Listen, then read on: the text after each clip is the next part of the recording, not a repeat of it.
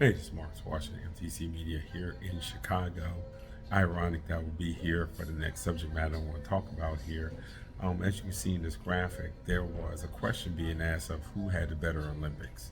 You know, MJ, Kobe, LeBron, KD, Melo.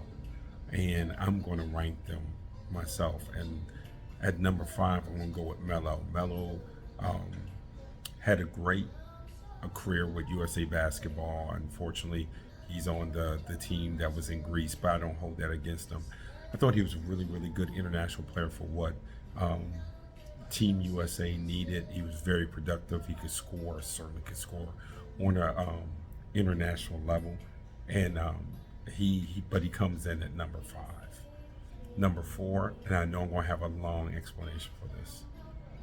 Michael Jordan. And before everyone starts to scream and yell, I want to tell you this. 1984, the two other best teams in the world did not play in Los Angeles. Yugoslavia and Russia was part of the boycott. There is no guarantee that USA wins the gold medal in Los Angeles if either Yugoslavia or Russia plays into that Olympics. Yugoslavia had given the Russians all kinds of fits, even though the Russians were starting to punch back a bit. But I don't think too many people realize that in basketball history and the international, after you go past Munich, that Yugoslavia was the team that was beating the Russians. So the idea that you would have had Yugoslavia and Russia against the college players, albeit all-star college players, um, I don't foresee. I don't know if Team USA wins, and if they do win, it's not that easy. 1988 could have easily have happened in 1984. Now we go to the 1992 Dream Team, and I'll say this about that: the international talent, as far as once you put the professionals in, was so immature. I mean, if you look back at that Olympics, it was comical how bad the international talent was at that point as far as stacking up against the NBA players. So you can say it wasn't Jordan's fault, and in many ways it wasn't Jordan's fault. But the truth of the matter is, because of the competition or lack thereof, he comes in at number four. At number three, we're going with KD.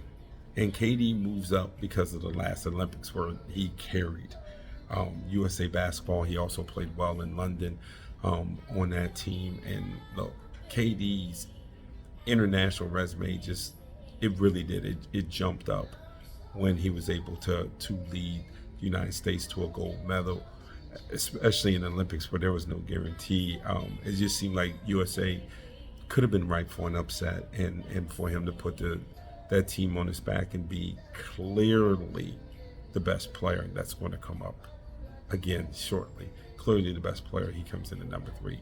Number two comes in LeBron. LeBron, certainly 2008, 2012. I mean, LeBron has been great in international basketball.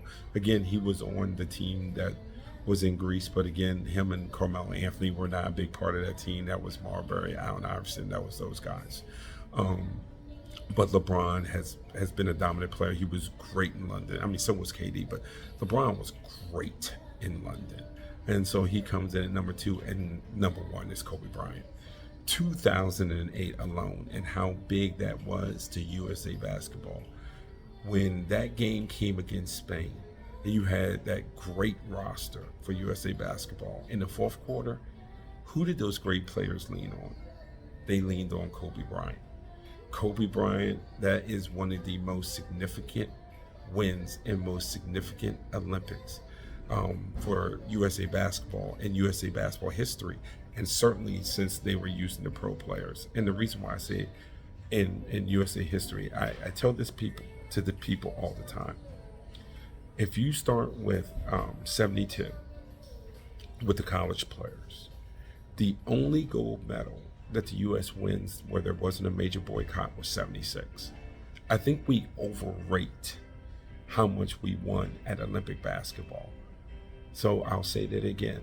The only Olympics that we had won with college players that did not have a significant basketball-related boycott, where the teams really, that the countries that boycotted impacted the basketball category was 76, which was the Dean Smith team.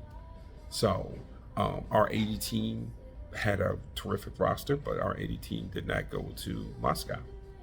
So can't take that into consideration. So no. So again, number 5 was Melo. Number 4 is Michael Jordan. Number 3 is KD. Number 2 is LeBron. And definitely number 1 is Kobe Bryant. Marcus Washington for MTC Media.